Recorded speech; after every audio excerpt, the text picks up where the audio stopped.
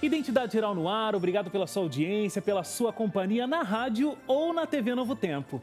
Nessa semana comemoramos o Natal e por isso nós queremos te dar um presente. Um programa totalmente especial e com apenas um convidado.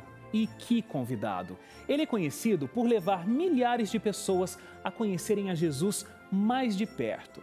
É isso mesmo, chega mais perto, mais perto. Pode chegar mais perto mesmo. Você já sabe que eu estou falando do pastor Luiz Gonçalves. E eu sei que normalmente você está acostumado a ver ou ouvir o pastor Luiz pregando. Mas hoje nós vamos conhecer a história por trás desse grande evangelista. E olha que essa é a primeira vez que o pastor Luiz conta a história dele de vida na televisão ou no rádio e abre o coração de uma forma tão sincera. Então se prepare, viu? Porque vem muita emoção pela frente. É Natal no Identidade Geral e esse é o nosso presente para você. É Natal, programa especial, pastor Luiz Gonçalves aqui e a sua participação é sempre fundamental para que esse programa aconteça. Você já sabe todas as formas, né? novotempo.com/jornalismo, Facebook, facebook.com/ntjornalismo. @ntjornalismo é como você encontra a gente no Twitter e no Instagram. Estou esperando a sua participação, viu? Prontos para o início da nossa boa conversa de Natal com o pastor Luiz Gonçalves? Quem o acompanha pregando hoje aqui na Rede Novo Tempo com tanta convicção pode até pensar que todo esse conhecimento vem de berço, mas nem sempre foi assim, viu? Acompanhe agora como tudo começou e como Deus usou a inocência de um menino e a paixão pelo futebol para transformar uma vida. Dá uma olhada. Pastor Luiz Gonçalves, muito obrigado porque o senhor aceitou fazer essa entrevista com a gente aqui no Identidade. Uma entrevista especial porque é um programa que a gente tem um pouquinho mais de tempo de conversar. Muito obrigado porque o senhor está aqui. Um prazer, Wagner Cantor, estar aqui do seu lado. Você é meu amigo, nós somos amigos, nossas famílias são amigas. E é um prazer estar aqui do seu lado no Identidade. Espero que você tenha compaixão de mim ao fazer as perguntas. Hoje eu não vou ter compaixão nenhuma aqui, de tudo. Você falou que a gente é amigo. Conta como a gente se conheceu. Foi uma situação inusitada. Ok. Nós nos conhecemos, na verdade, na região de Campinas, ali em Nova Odessa, por ali. Você e a Celinha cuidavam ali da rádio Novo Tempo de Campinas, que fica em Nova Odessa. E eu estava na região, cuidando da pregação do evangelho em toda aquela região. E um dos lugares que eu faria o trabalho era em Nova Odessa. E aí nós fizemos um plano com você e com a Celinha e fizemos a primeira transmissão de uma pregação bíblica sobre esperança através de uma rádio, de um sistema de comunicação. Foi o primeiro que eu fiz e não sei se foi o primeiro que vocês também coordenaram, mas eu sei que foi uma bênção de Deus, para não falar sucesso, foi uma bênção de Deus, né? Eu vi esse homem pregando ao vivo no meio de comunicação pela primeira vez, minha gente. E tá aí. Que coisa, né, que coisa. Wagner? Mas foi lindo, né? E foi nem faz lindo. tanto tempo assim, né, pastor? Não faz. É melhor a gente não falar o ano. Esse assunto é bom que aí protege os dois. Pastor, vamos voltar no tempo agora. Vamos. O ano é 1986. Uau. Esse ano foi um ano bastante tribulado, um ano de bastante mudança na sua vida. Mas ele começa com um senhor muito feliz. Yes. Sendo sacristão. Eu não consigo imaginar muito bem essa imagem, mas ela aconteceu. O senhor era sacristão da Igreja Católica. E aí, nesse ano, o senhor entrou em contato com a Bíblia do padre. Sim. Os membros ali da igreja não tinham muito contato com a Bíblia na mão, e o senhor pegou a Bíblia do padre e estava dando uma olhada e abriu lá em Êxodo 20. Exatamente. E aí, o seu mundo meio que virou, deu uma caída. Foi, deu uma caída, deu uma virada. Ou uma caída ou uma levantada, né? A gente não sabe muito bem. Primeiro cai, depois levanta, né? Você puxou minha ficha, hein, Wagner? Tem coisas aqui, aguarde. Olha, realmente isso aconteceu em Sorocaba, interior de São Paulo, e eu era sacristão. Sacristão hoje seria ministro da Eucaristia. Eu estava livre durante 2 horas antes da missa. E aí eu estava sozinho dentro da igreja, olhando para as paredes, vendo as imagens, toda aquela cena, e aí senti o desejo de ler a Bíblia. Porque os meus pensamentos me assaltaram e eu comecei a pensar várias coisas assim, quem eu sou, quando eu morrer, para onde eu vou. Essas perguntas que muitas pessoas fazem no seu consciente ou no seu subconsciente. Quantos anos o senhor tinha? Eu tinha 18 anos. 18 anos. Aí eu fui lá no altar, tinha aquela Bíblia grandona aberta assim no altar, e eu peguei aquela Bíblia, voltei para a minha mesa e falei, eu vou ler a Bíblia. Então abri assim numa página qualquer, olhei e pensei, essa não. Aí fui para outra, não, essa também não. Eu não sabia o que ler, então eu fechei a Bíblia, fechei os olhos, fiz um tipo de uma reza, de uma oração, pensei positivo, e com os olhos fechados eu abri a Bíblia assim em qualquer lugar e coloquei meu dedo. Quando eu abri assim em qualquer lugar, depois de ter feito um tipo de uma reza, de uma oração e colocado o meu dedo, aí caiu em Êxodo 20. Aí você imagina o impacto que deu em mim, né? Porque eu comecei a ler aquilo ali e parecia que alguém estava sentado na minha frente conversando comigo, como estamos aqui. E aí eu fui lendo os textos e logo no versículo 3, 4, 5 e 6 já foi uma bomba, porque dizia assim, não farás para ti imagens e esculturas. Quando eu li aquilo, meus olhos arregalaram assim e eu olhei para as paredes, né? Tinham várias imagens e eu lendo a Bíblia oficial da igreja e eu, um dos líderes da igreja, lendo não farás imagens. Aquilo foi um choque. Na sequência dizia assim, e não te encurvarás diante delas. Aí foi um nocaute. Porque eu pensei, bom, tem alguma coisa errada, porque essa Bíblia é a Bíblia oficial. Essa é minha igreja, eu sou um dos líderes, estou lendo que não pode fazer o que a gente faz.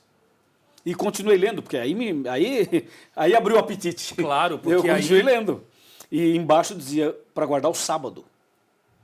Foi mais um choque, porque dois impactos fortíssimos. Nós guardávamos o domingo. O catecismo, no terceiro mandamento, fala assim, guardar domingos e festas de guarda. Agora eu estava lendo na minha Bíblia, da minha igreja, dizendo para guardar o sábado. Então aquilo mexeu comigo realmente de uma maneira, eu fiquei pensando assim, se essa Bíblia estiver certa, a minha igreja está errada. E se a minha igreja estiver certa, essa Bíblia está errada. Mas e aí? A partir daí, como é que você fez para poder encontrar essa verdade que você começou a descobrir na Bíblia? O passo seguinte foi assim, eu pensei, a hora que o padre chegar, eu vou perguntar a ele vai ter que me explicar.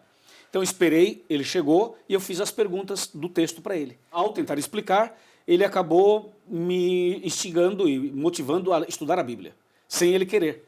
E a partir daquele dia eu pensei assim, quer saber? Eu vou estudar a Bíblia a partir de hoje, eu quero saber o que diz a Bíblia. E aí eu decidi estudar a Bíblia. Nesse momento aí de estudar a Bíblia, tem uma história interessantíssima que eu fiquei sabendo, que o futebol teve uma ajuda aí nesse estudo bíblico. Como é que futebol pode levar alguém para estudar a Bíblia? Eu quero entender essa história. Foi um processo, porque tudo isso que eu contei para você aconteceu no domingo. Na segunda-feira, eu trabalhava numa fábrica de confecção de roupas masculinas e femininas. Eu era almoxarife. Almoxarife que trabalha no almoxarifado, obviamente. E aí na segunda-feira eu comecei a ler a Bíblia nos intervalos. Aí o mecânico da fábrica foi lá buscar uma peça, viu eu lendo a Bíblia, se interessou e perguntou, ué, você está lendo a Bíblia? Eu falei, sim, estou lendo a Bíblia. Mas você entende? Eu falei, não, não entendo. Ele falou assim, eu posso te ajudar. E esse camarada era testemunho de Jeová. Aí ele me ofereceu o estudo bíblico, eu aceitei. E estudei com ele durante 1 ano.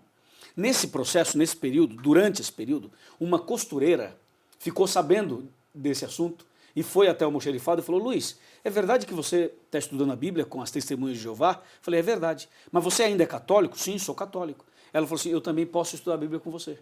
E ela ofereceu o estudo para mim. E eu falei, e qual é a sua igreja? Eu sou adventista. O nome dessa senhora é Helena. Aí ela marcou o estudo comigo para o sábado. E no sábado me preparei para o estudo bíblico. E a irmã Helena teve um outro compromisso ali de última hora, alguma coisa, e mandou um senhor com a sua esposa, o irmão Carlos Maia. Eles atrasaram, eu tirei aquela roupa, botei um short, chuteira, falei, vou jogar bola, eles não vêm mais. E quando eu estava com a roupa do futebol, e aí entra a sua pergunta, aí eles chegaram. Quando eles chegaram, eu falei assim, olha, nós marcamos as 2, agora são 4. Então agora já não dá mais. E aí eles falaram assim, mas você vai para onde? Eu falei, eu vou jogar bola. Aí o senhor, o Carlos, falou assim, ah, você gosta de futebol? Eu falei, sim, gosto muito de futebol. Ele falou, meus parabéns. Eu olhei para ele e falei assim, ué, o senhor é crente dando os parabéns para mim que gosta de futebol? Ele falou, porque futebol é saúde, é exercício físico, saúde, e a Bíblia fala disso. Aí eu não entendi direito o que ele falou, eu falei, o quê? A Bíblia fala de futebol? Ele falou assim, futebol não fala. Mais ou menos aí. Mas fala da saúde, do exercício físico. Eu disse, a Bíblia fala de exercício físico? De saúde? Sim, fala. Eu disse, onde é que está escrito? Eu quero ver. Ele falou assim, deixa a gente entrar que eu mostro. Aí eu falei assim, então entra. Eles entraram na sala em pé. Eu falei, cadê o texto? Ele falou assim, antes do texto vamos fazer uma oração. Eu falei, por que tem que orar? Ele falou assim, porque se você vai ler a Bíblia, tem que orar para entender. Eu falei, mesmo? Ele mesmo. E eu pensei, o outro do livrinho vermelho, que vem na minha casa na quinta-feira, já está aqui há um tempão, nunca fez oração comigo. E esse vai orar, eu pensei, interessante, esse aqui é diferente do outro. Você começa a comparar, né? Falei, gostei desse pessoal. Aí eles sentaram, eu falei assim, antes do texto bíblico, me dá um minuto. Aí fui lá na cozinha, peguei uma garrafa de café, as xícaras, e voltei para servir um café para eles. Quando eu fui servir um café, o seu Carlos falou assim, olha, muito obrigado, todo educado, estamos satisfeitos e tal. Falei, mas um cafezinho não altera nada, né? Ele falou assim, não, mas eu não bebo café. Eu disse, e por que o senhor não bebe café? Aí ele foi me explicar sobre o café, a saúde, o cuidado com o corpo, os princípios de saúde, e falou assim, olha, a gente não bebe café. Rapaz, eu fiquei impressionado, falei, como você não bebe café? Quem no Brasil não conheço bebe ninguém café? que não beba café. Ele falou, pois eu não bebo, esse pessoal aqui não bebe, nós não bebemos café. Eu falei, não, me conta, por quê? Me fala o café. Esse homem começou a falar mal do café, mas falou tão mal do café, que eu fiquei com raiva do café. Ali já pronto. Eu falei, mas que raio de café é esse? Eu tomava muito café. Eu falei, ok, o senhor não bebe café por isso? Ok, tá bom. Então, a partir de hoje, eu também não bebo mais café. Peguei a garrafa ali com café, fui no banheiro, abri a garrafa, joguei o café no vaso sanitário, dei descarga e falei, ok. Desde aquele dia, Wagner, até hoje, eu nunca mais bebi café. E aí, então ele me mostrou o texto da saúde e já emendou com a volta de Jesus. E aí ele foi entrando. Ele foi esperto. E quando eu vi, tinha passado 1h30. E o futebol, adeus. Eu de chuteira e de shorts.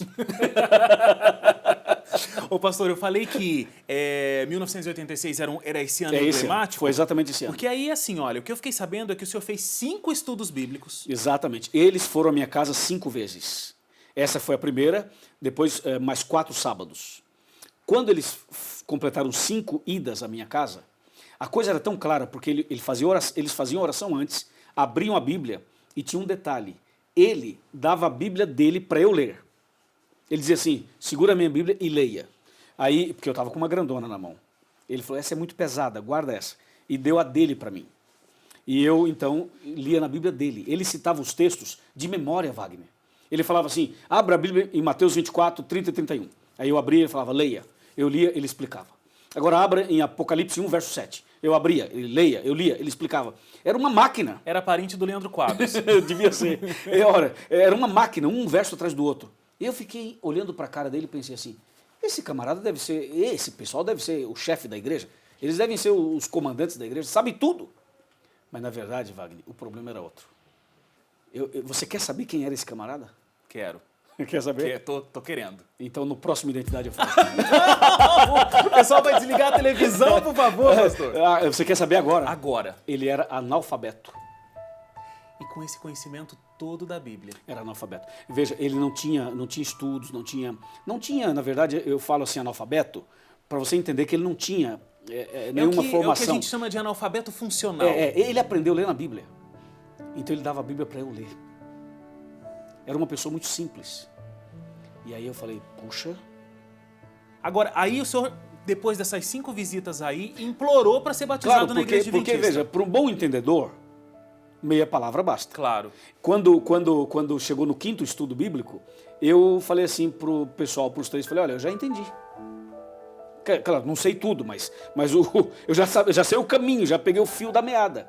Eu disse assim, ó, eu quero ser adventista. E não foi uma decisão meio apressada? Eu acho que foi apressada, mas eu acho que existem situações que são diferentes. Agora, pressa é uma coisa que está meio comum aí na sua vida, né, pastor? Ó, vou dizer uma história aqui. Diga. O senhor se converteu, não sei quanto tempo tinha aí de convertido, e o senhor decidiu ir para Aparecida do Norte, a cidade que é conhecida como o Segundo Vaticano.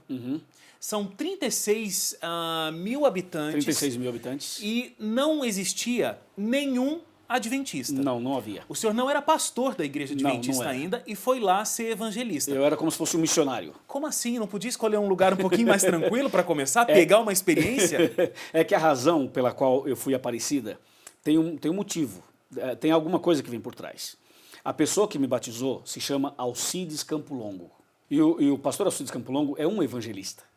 Então ele me batizou e me convidou para trabalhar com ele. Então eu era um auxiliar dele.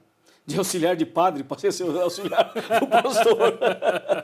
Só que agora eu era o que a gente chama de obreiro bíblico. É um missionário. Eu fazia parte da equipe do pastor Alcides Campo Longo. E ele foi me ensinando a fazer esse tipo de trabalho missionário. E um dia eu estava andando nas ruas do Conjunto José Bonifácio e eu fiquei incomodado com uma coisa, Wagner. As pessoas que eu dava estudo bíblico, que eu ensinava a Bíblia, elas aceitavam e vinham para a igreja. Mas a minha família não aceitava. Imagina, eu estava ganhando, entre aspas, o mundo inteiro e perdendo minha família. Aí naquele dia eu estava andando nas ruas do Conjunto José Bonifácio, em Itaquera. Eu parei na rua, olhei para o céu e falei assim: ô Senhor, de maneira assim bem informal, como meu amigo, né? Falei: Senhor, o Senhor conhece minha família? Aí eu imaginei Deus falando: claro que eu conheço sua família. Eu falei: bom, se o Senhor conhece minha família, eu quero fazer um pedido. O Senhor pode converter minha família? Porque todas as pessoas que eu falo de ti, as pessoas aceitam. Mas minha família não aceita. O Senhor poderia converter minha família? Eu falei: se o Senhor converter minha família, eu lhe faço 3 promessas. O Senhor converte minha família e eu prometo montar uma equipe de evangelismo com os meus irmãos. O Senhor converte minha família, eu prometo ir a Aparecida do Norte plantar tua igreja lá. O Senhor converte minha família e eu prometo pregar o evangelho em Roma. Passaram 5 anos dessa oração. Aí, dos 7, 6 se converteram. Quando eles se converteram, eu pensei: puxa, Deus respondeu minha oração. Agora eu tenho que formar uma equipe com eles e ir para Aparecida. Não tem como não pensar que Deus com certeza já tinha um plano muito especial para a vida desse homem, não é mesmo?